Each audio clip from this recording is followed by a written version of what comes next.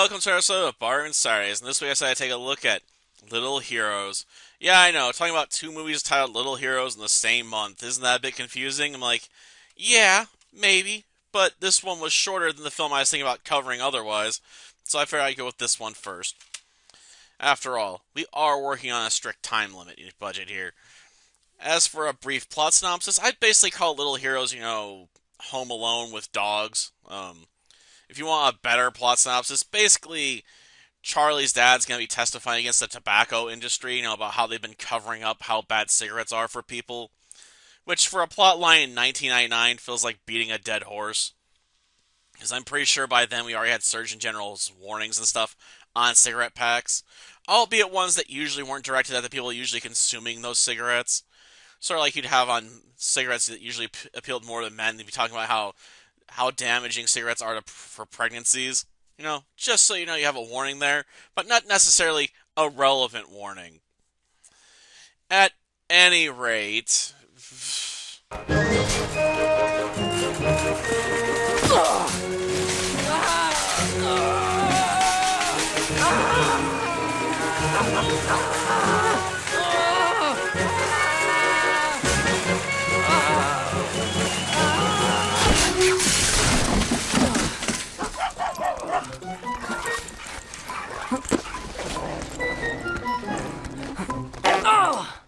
My nose!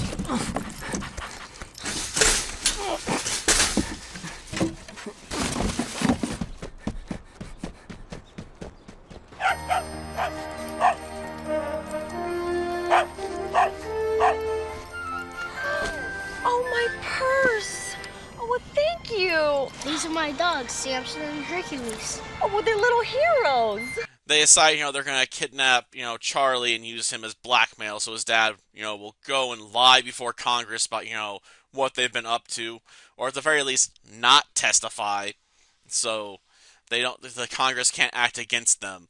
And of course, they hire, a guy to hire a guy to hire a guy, so eventually end up with a pair of bumbling fools that are sent to kidnap Charlie, which goes very pear-shaped very quickly. Well, they do manage to get into the house relatively easily using a skeleton key after Charlie's parents had left, and, sneak up on their live-in, I guess, may not live-in, but their maid, and tie her up using some tape and their wire from a vacuum cleaner, which, leads to one of them getting a nut shot.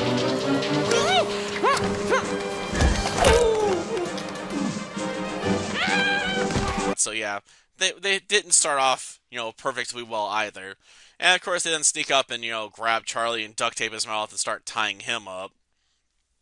But when they're trying to sneak out, they end up knocking something over, which alerts the dogs, who are too busy watching TV to really, deal with the criminals, sooner than that. So, of course, once they realize what's going on, they attack, with one of the dogs, biting one of the kidnappers on the butt, and the other one grabs their keys, which includes the keys to their truck. So now the bad guys have to get back into the house, which has apparently a self-locking front door. So they start looking for ways to get in, try and climb up a lattice. Get all the way up on top! If I do that, I'm gonna fall. No, you're not. Yes, I am. No, you're not. Now go on. Just get all the way up on top.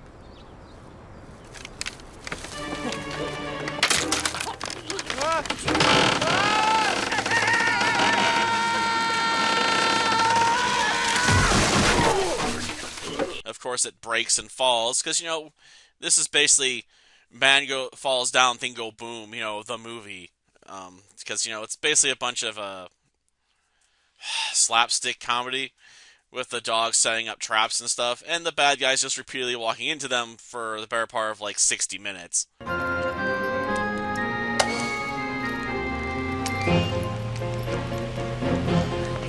Look, the keys!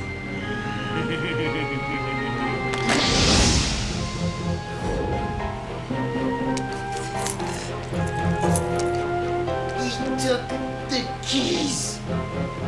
Oh, I think the little dog exploded. Which, yeah, it feels like a bit of sloppy work on the part of the editor, because you think they could have trimmed this movie down a bit. But I guess they really wanted to get close to that 90-minute runtime.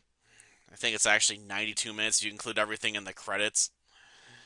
So, yeah, eventually the bad guys manage to get the keys back and start heading to, to the tobacco company's ranch, to hold on to Charlie, for a couple days until, they, the tobacco company gets what they want, from his dad. Of course, the dogs end up following them there, though at one point the bad guys manage to lose them. But I guess to celebrate, they order some Pizza Hut, because we got Pizza Hut product placement pretty prominently in this movie. They're like, can we get more shots of the pizza box? Come on, guys, we gotta upsell Pizza Hut. How else are we gonna pay for this movie? So, of course, the dogs end up following the Pizza Hut delivery car all the way to the ranch, and start messing with the bad guys again. With them stealing the little dog stealing one of the bad guys' wallet, and jumping to a plant they can't get to just quite. Then the big one comes in, bites one of them on the butt, so guy gets dropped, like 2 stories onto the floor, a hard wooden floor no less. You think that would kill him, but it's a movie for children, so of course he survives. He's just in excruciating levels of pain. And while they're getting distracted by all that stuff with the little dog running around with the wallet, the big dog brings Charlie a phone so he can call 911, tell the cops he's been kidnapped by 2 weirdos. And of course, the cops are like, "Do you know where you are?" And Charlie's like, "No, I was in the back of a truck with a blanket on my head, so I have no idea where I am." So they're like, "Okay, just stay on the line, and we'll trace the call and figure out where you are." And while the little dog does eventually get caught and stops, being a successful decoy, one of the bad guys realizes, that big dog's up to something, like what? And it's like, oh, the kid. And while they find him with the phone, they don't think to actually, turn it off when they take it from him. So they just throw it on the ground. Like, that was stupid, kid. Now your dog's gonna get it. And of course, the big dog then, jumps out and bites them again. So they drop the little dog, and then the kid finally gets free because, the dog's loosened up the ropes enough, so they start running away with the operator on the phone, for the police station being like, "Charlie, we're on our way." And the bad guys are just chasing after him. Don't think, it's time to, like, haul butt and just run, away from the place while the cops are coming. I guess they weren't paying attention. So at any rate, the cops show within minutes of, we're being told they're on their way. And all the bad guys get arrested. Of course, one of them tries to be realizes the cops are there, not the smarter of the two, so he tries to haul butt to like a paddle boat or something so he can, like, go down the river. But, those dogs spot him on his way to the dock and attack him again. And distract him long enough for the kid to catch up and smack him in the face with a paddle into the duck pond / river thing. And the cops then arrest him too. And then while they're in the back of the police car, the smarter of the two tries to hit the dumber one with his head, in the chest, and smacks it into his pocket. He's like, "What's that hard thing I hit?" He's like, "Oh, the spare key for the truck." So they could have basically just, avoided all the traps at the house the dogs had set up and just left. But, it's a slapstick comedy. Of course they did something this stupid. It's sort of like a lot of the pratfalls we see, you can see coming a mile away. So, yeah. It's not a particularly good movie, in my opinion, at least for an older audience. I mean, I found it mildly amusing, but I have to admit that's just because, I could enjoy it for what it was, but it's definitely, would be pretty annoying for a lot of other people, I imagine, because it's just like, these pratfalls are so obvious. How can you find any amusement in any of them? It's just like, oh, dogs, standing above at the top on the second story, about to push, flower pot over, the edge onto some bad guy's head. Like, yep, I see it coming. Like, they establish the dog's there, then go to the other dog, distract them with, oh, it's got the keys in its mouth. Follow that dog, and then get bam, flower vase bomb to the head. So yeah, a lot of very obvious, traps with even a tripwire being set up. But I guess you can argue this is a man fall down, and go boom, the movie. Honestly, I'd say the best part about the movie is the dogs, because a lot of the human actors have very flat deliveries. Like, they're trying to ad-lib lines, for the sake of comedy. Like they're trying to make it make the movie funnier, and try and make it better. But they really fail in the delivery more often than not. So we end up with a film that just isn't that good in my opinion. So if it wasn't for the little heroes, this movie would be pretty much unwatchable as far as I'm concerned.